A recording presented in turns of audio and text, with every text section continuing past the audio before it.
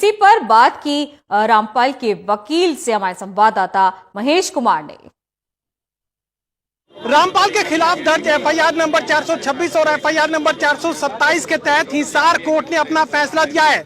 रामपाल को बाइज्जत बरी करने का काम किया गया है। हमारे साथ इस वक्त मौजूद है रामपाल के वकील एपी सिंह जी। एपी सिंह जी, आज कोर्ट के अंदर क्या कार्रवाई हुई और किस तरीके से इस केस को आपने आगे बढ़ाया था? देखिए, आप खासकर आपके लिए मैं कहूंगा, आज तो सब लोग हैं, लेकिन आपने 3 साल, पौने 3 साल तक लगातार अपने इस पर रिपोर्टिंग की है। आपने देखा लगातार प्रोसीडिंग की, पहले कोर्ट में प्रोसीडिंग होती थी, फिर जेल में प्रोसीडिंग शुरू हुई, यहाँ कोर्ट में। हम लॉ एंड ऑर्डर मानने वाले व्यक्ति हैं। संत रामपाल दास जी ने सदैव लॉ एंड ऑर्डर को मानने की बात कही है और आज वो जो पूरा ट्रायल चला उसमें आपने देखा है कि जो प्रोसिक्यूशन के विटनेस थे, जो प्रोसिक्यूशन के एविडेंस थी, उसी को हमने क्रॉस किया, उसी के साथ जिरह की और उसी के साथ जिरह होके बरी हुए। आज दोनों को उसमें 426/14, 427/14, जिसमें शुरुआत में दोनों एफआईआर रजिस्टर्ड की थी, जिसमें पुलिस ने बड़ी मजबूती के साथ कहा था कि संत रामपाल ने बंधक बना रखा है, संत रामपाल दास महाराज जी ने बंधक बना रखा है।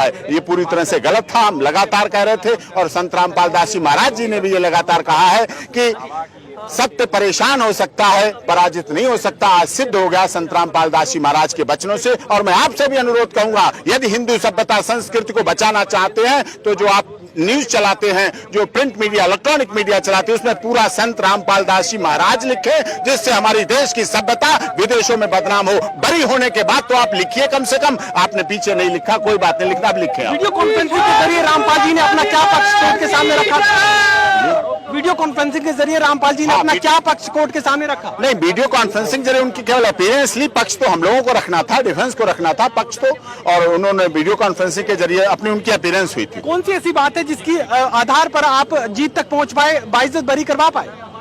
जो प्रोसिक्यूशन ने झूठी कहानी बनाई थी, जो चार्जशीट मनगढ़ंत की थी पूरी तरह से, वो पूरी फार्स थी। हम शुरू से इस बात को कहते चले आ रहे हैं, हम शुरू से इस बात को कहते चले आ रहे हैं और ये हमारे लिए उन्हीं की जो एविडेंस थी, हमने उसी को क्रॉस किया। जो उनके विटनेस थे, हमने उन्हीं को क्रॉस किया। जो उनकी चार्जशीट थी, हमने उसी में की बताई कि आपने गलत किया है, आपने ये फैब्रिकेटेड चार्जशीट बनाई है, जिसकी वजह से आपने इस कानूनी भाषा में अगर समझना चाहे तो किस तरीके का फैसला है, किस तरीके से कोर्ट ने उसे प्रोनाउंस किया है?